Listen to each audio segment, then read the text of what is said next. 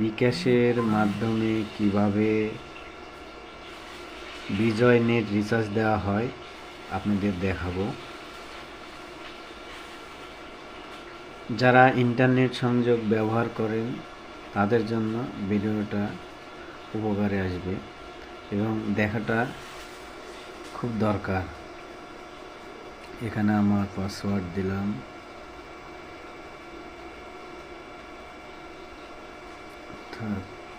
Pin দিলাম,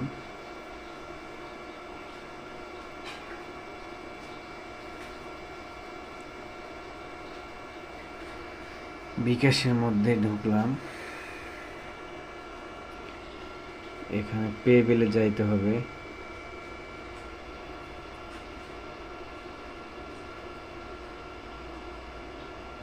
উপরে দেখেন প্রতিষ্ঠান খুঁজুন, অর্থাৎ প্রতিষ্ঠানের নাম লিখতে হবে। তার আগে এখানে ইন্টারনেটে চাপ দিতে হবে, ইন্টারনেট।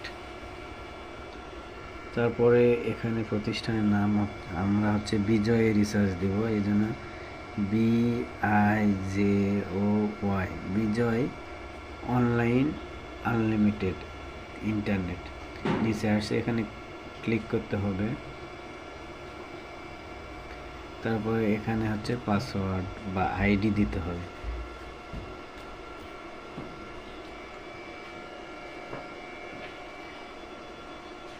নিচে কন্ট্যাক্ট নাম্বার। এখানে আপনার মোবাইল নাম্বার আপনি দিবেন, আমার মোবাইল নাম্বার আমি দিলাম।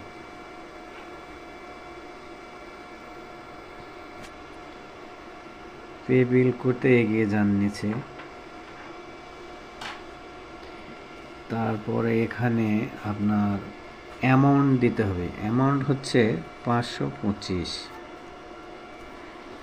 এখানে অ্যামাউন্ট দিলাম।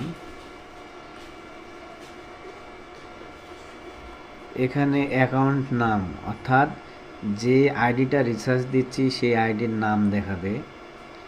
এখানে রিচার্জ দেওয়ার সময় অবশ্যই ভালো করে লক্ষ্য করবেন যে আপনার নামটা সঠিক আসছে কিনা। এখানে আসছে অ্যাকাউন্ট নাম আমেনা খাতুন, এটা আমার যেটাতে আমি রিচার্জ দেবো সেইটা। পরের ধাপে গেলাম। এভাবে পরে পিন কনফার্ম করুন, অর্থাৎ আমার পিনটা আমার দিতে হবে, আপনার পিন আপনি দেবেন। পে বিল করতে ট্যাপ করে ধরে রাখুন।